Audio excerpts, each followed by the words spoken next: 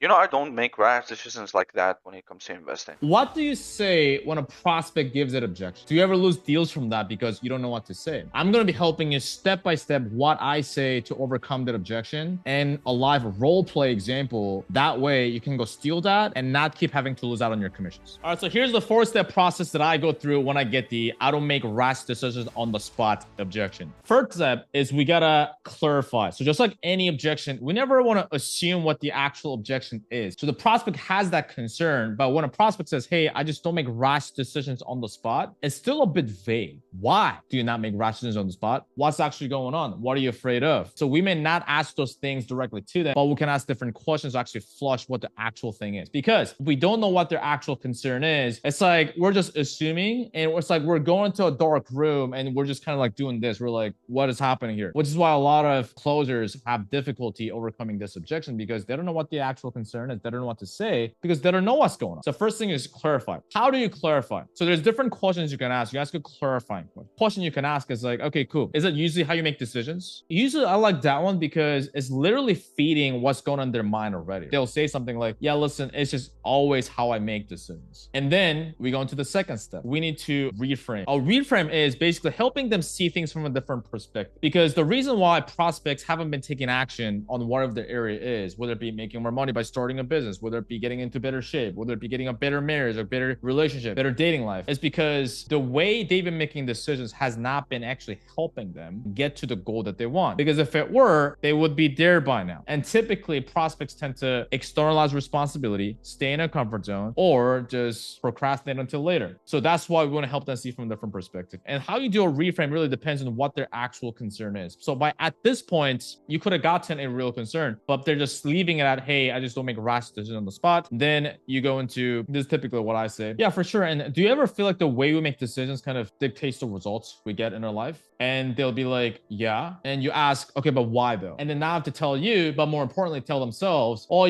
because, the way we make decisions, it leads to the results we get in our life, blah, blah, blah. And they'll tell themselves, like, start persuading themselves, like, start buying into your frame. That's what's happening here. And then at this point, you can go through different analogies depending on what you can do. So, like, one you can do is like a fit person versus fat person analogy. So if you can imagine a fat person, that fat person became fat as a result of the decisions they made, right? Like, they're supposed to go to the gym 6 months ago, but they kept saying tomorrow, tomorrow, tomorrow, which is why they've been obese. So if that fat person wants to become a fit person, that fat person needs to start making decisions like a fit person. So instead of saying tomorrow, they go to the gym now. Instead of saying, I'll put the cake down tomorrow, I put the cake down now. And as they start doing that, they're going to start getting results like the fit person, and they're going to become a fit person. So who do you feel like you need to become? That way you can actually insert emotional outcome here. So that way you can actually retire your parents and be that proud son. And at that point, they'll either say, oh, I don't know, or I need to do this, right? If they say, I don't know, you just be like, okay, but if you really thought about it. And they'll be like, oh, I guess, I need to take action, yada, yada, yada. Right? What else? Oh, da, da, da. Right. And could it also be possible that that person will be getting outside their comfort zone? They'd be like, yeah. And also, could it be possible that person that actually is decisive and actually moves quick with speed instead of just theorizing all the time? They'd be like, yeah, I guess that's right. Why is that right though? And they'll be like, yada, yada, yada. Because if I just stay in my comfort zone, nothing's going to change, yada, yada, yada. If that version of yourself that's retiring your parents, if he's being decisive, then what do you feel like you need to do to actually get to where you want it to go? So you can ask it that way. The third step is you need to get a commitment to change, right? So you want to keep doing this whenever you get a concern or an objection. You want to get a commitment to change. And typically a commitment to change is like, yes, I need to be that person. I need to do this. But one step further is like, they need to be willing to. So I'll give you a different example. Who do you feel like you need to be in order for you to retire your parents? Be the proud son. And they'll be like, oh, I need to get outside my comfort zone. I need to take action, yada, yada, yada. We both know you need to, but the question is, are you willing to be that person getting outside the comfort zone so that you can retire your parents? And at that point, they'll be like, yes, I am. Okay, but why though? Don't even let them ramble after that. The moment you hear yes, you go, okay, but why? Because they'll be like, yeah,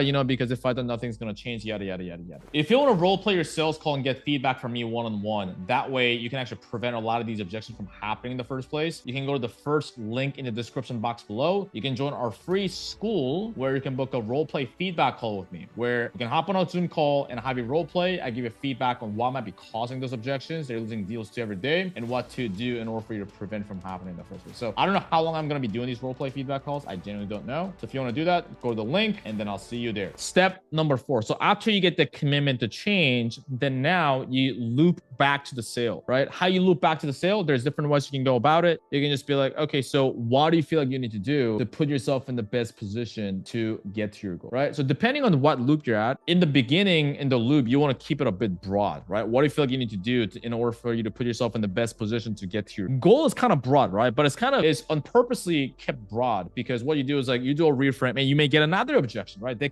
maybe keep saying like, yeah, but you know, yada yada yada. They may become more concerned. So you do another reframe, and then now you want to specify the loop back into the sale. So the second loop, you say something like, what do you feel like you need to do in order to put yourself in the best position so that you can get XYZ outcome? In the outcome, just answer for whatever they say they wanted. If they sell biz op, helping people 9 to 5 into starting a business, making more money, you just be like, what do you feel like you need to do to put yourself in the best position to get to the 10K a month? If it's fitness, so that you can get to that 180 pounds, lose that 40 pounds, right? Something like that. So you don't need to keep using the word, what do you feel like you need to do to put yourself in the best position, but you can reward it. But I learned that from Matt Ryder. It's the objection handling. So you go through that process and then clarify what happens, reframe, commitment to change, and loop back to the sale. So what we're going to do from here is we're actually going to dive into a live role play demonstration. I don't know what exact concern he's going to give me. I only told him to say, I've been burned before. And then after that, I don't know what objection he's going to give me. I don't know what concern he's going to give me, but I just told him to surprise. So we're going to go through that. That way you can see it in real time. Yeah, I just don't really do rash decisions on the spot, man. Yeah, that's not a problem, man. And is that usually how you make decisions usually? Yeah, I usually sometimes take my time with it, like 24 hours or something, just to think about it and not make a mistake. Yeah, no, for sure, man. And do you ever feel like the way we make decisions kind of dictates the results we get in our life? Yeah, for sure. Why though? I mean, the way you make a decision is going to have a lot of effect on life, especially business-wise. Yeah. And for you right now, do you ever feel like because of the way you've been making decisions was just not getting outside of your comfort zone and waiting until like the quote unquote perfect time, that has actually caused you to be in the position you're in now, being paycheck to paycheck? I mean, I definitely see that as one of my problems, but I don't think it's stupid for me to not take instant decisions. I think it's smart, don't you think? Oh, it just depends. But it's scary, right? It's a lot of money. It definitely is for this type of investment, but a big part of my paycheck. And that's the whole point, is the fact that right now it is for you scary. It's outside of your comfort zone. So far in the last like at least 6 to 12 months, because you've been staying inside of your comfort zone, not making decisions based on where you want to be, but where you're right now, it has led you to the position you're in now, right? Yeah, I can see that being the case. Yeah, so what happens if you keep staying inside of your comfort zone and just waiting until like the perfect time, just kicking the can down the road? What happens then? Yeah, man, I'm not gonna lie to you. I've been doing that for the past few years, and I don't like where I am at right now. That's why I'm trying to change it. Yeah. Well, I get that you're trying to change, but there's a difference between actually trying and actually committing to the version of yourself that's actually getting the life that you want, right? Like I could try to go to the gym, but like if I just sit here, like nothing's gonna change, right? Like I gotta commit to being the fit person to actually go to the gym. Yeah. Right. So who do you feel like you need to be? That way you don't have to keep being paycheck to paycheck, not being present with your children. I mean, my ideal self would be someone that commits and that's consistent and does what I need to do every day. Okay. And what else? Someone who takes action, basically. Yeah. So if that version of yourself is getting the life that you want, right? Like what would that version of yourself do in a moment like this? Will try to commit, like find a way to commit to this program. And I mean, it would commit actually. That the perfect version of myself would commit. Would like find a solution and a way to commit to this program and get the results he wants. Yeah. So if that version of yourself would actually commit, what do you feel like you need to do to put yourself in the best position to spend more time with your wife and the children and not keep being stuck in your 9 to 5? Make more money, basically, and to do that, I need to take more action. Yeah. What kind of actions do you feel like you need to take so that you can make more money? I mean, commit to a program like this one that I see value in, but I still feel like the investment is a bit too hefty for me. Yeah. Well, of course it's hefty, but why is it hefty? It's just too much money up front, man. It's like most of my paycheck, and as you know, I have a wife, I have children, I have money to pay and money that I need for my family. This takes too much of it. Of course it is. So like you not having the money, is that the actual problem or is it the root cause of the problem? I guess it can be both, but it's definitely the root cause. Well, the root cause is that why aren't you making more money in the first place? Yeah, that's why I'm here. I want to make more money. Yeah. So if nothing changes, man. Like you can keep staying at your comfort zone, trying to save up to 5,000, but at the end, what more is it going to cost you? But just keep staying in your 9 to 5. I mean, long term is gonna cost me like everything. Like what? Like the health of my family, their comfort, my aspirations, everything. And is that the father? Is that the husband? Is that the leader of the household that you want to be? Hell no. That's why I'm here trying to change. Oh, I know you're trying to change because you said that a few times. Trying. Yeah. Like as Yoda said, "Do or do not. There is no trying." Yeah. Right. But you know, it's hard to take that jump sometimes, Of course it's especially hard. like I said, with such a big investment.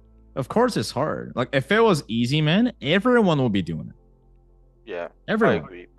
Yeah. Like, but the fact of the matter is, like most people in the world, especially like they're just stuck in it if I'm not getting the life they want because it's hard. So I'm not saying it's supposed to be not scary. It's supposed to be scary. It's just that people actually make a change in their life and who don't. The difference is that the people who make a difference in their life to actually take the first step and keep moving forward in spite of that fear. So it's not about being fearless. It's about being courageous. That's what courage is. So who would you rather be? Would you rather be that person just letting that fear hold you back from having a life that you and your family want? Or are you going to be that guy that's actually taking the first step and the one after for him and your family? Who are you going to be? I want to be the guy that takes that step, you know. I want to take that step every single day or else I'll be stuck here forever, and that's not what I want to do. But like I said, this first step is like too fucking big for me to commit to right now. Of course it's big. If it's just for you. Yeah. So who do you need to do it for? My family, obviously. Yeah. Everything I have. And call me old school, man, but like that's what we do as men. Yeah. Like we just do things even if it's hard and scary for the people that we have to provide and care for. I mean, yeah, that's why I work every day, just to make it better for them. But is there like nothing we can do payment wise to make it like a bit easier of an investment? I want to commit. I see the value in this program. Yeah. But the upfront aspect is just too much for me. Yeah. So if it's just the upfront, here's what we can do. We can break it into like a more smaller chunk. Yeah. Okay. Like if that's a bit much, would that help you out? I mean, it would help out depending on how small that chunk is. Yeah. You want me to walk you through it? I can hear you out. Yeah, for sure. Okay. So typically people do the 2-pay option because I know you mentioned you could technically do it, but if it's a bit much, we could drop it into 3. Okay. So it'll be 3,000. Okay. 3 payments of that, 30 days apart. So 3K a month. Would that be easier? That would definitely make it easier at 3K than 5K. Okay. And does that payment plan work within your current budgetary constraints? 3K, I might be able to do it. You might be, or does that work?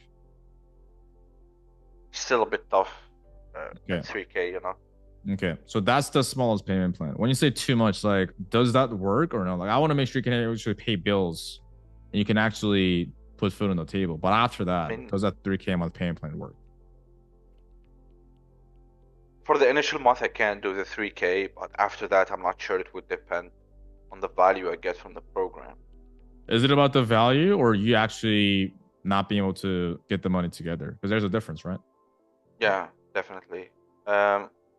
I can get the money. I'm just not sure I'm willing to invest all of it into the program yet. Yeah. So, and again, man, I'm not trying to like drain your bank account because obviously you got a family you're taking care of. You have to be able to pay for food and keep the lights on the ceiling. Yeah. But you know, right now, like you're going to your 9 to 5 and trying to provide more, which is fantastic. But if nothing changes, then you keep being at the same hamster wheel, just barely trying to stay afloat. Oh, yeah, I agree, but okay, I can do the 3K for the first month. I'm down for that. Okay. And what about for the other months? for now, I guess I have to see how the program goes. I'm not sure if I'll be able to extract the maximum value from it. Well, aside from the value of the program, man, because it's not about a matter of ableness, it's a matter of willingness. Because we've had clients from all around we've had clients from like way tougher background than you, like way less money. They have more kids to take care of, more parents to take care of. But they got the money together because it's not about ableness, but they're willing to get resourceful to get the money together. Yeah, and so the question is, are you willing to get resourceful? I am willing, dude. I want to take action. I want to take the first step. And okay, at 3K, I can do it. You sure? Yeah. You don't have to. You can just. I know. I'm taking this step willingly, dude, for my family, for what I want to do in life. Okay, sure, man. So next steps from here. And I think, like you said before, the perfect version of myself would not hesitate on this, because him 3 months or 4 months from now will be making that 10K a month, and if I don't be like that perfect version, I'm just gonna be working 9 to 5 as I am right now, with more regrets than I have now. Hard to argue with that. Cool, man. So next steps from here, I can help you with the car details, and after that, book you on with the kickoff call, get you connected with our coaches, start learning the skills, 10K a month, be the father and the husband you want to be. Would that be appropriate, or where'd you like to go from here? I'm down, man. Let's do it. All right. Okay, so a bit messy there on that role play, but human conversations are supposed to be messy. Sales calls are messy, and so don't get flustered, because if internally if you're thinking that, because that's going to help you either. The moment the prospect senses that you are flustered, the moment the prospect senses that you're a bit caught off guard, you're dead in the water, they sense that, they smell that. So even if you do get an unexpected situation, stay calm, but also you want to do your pre-work, knowing exactly what to say. That way, if you do get those types of concerns or objections, you know exactly where to take the conversation. So if you enjoyed this video, you might also like this one, where we go over how I prevent these objections from happening in the first place by being able to bring out more pain from the prospects, going deeper into the problem, building up bigger gap, more urgency. So if you want to see that, you can go right here.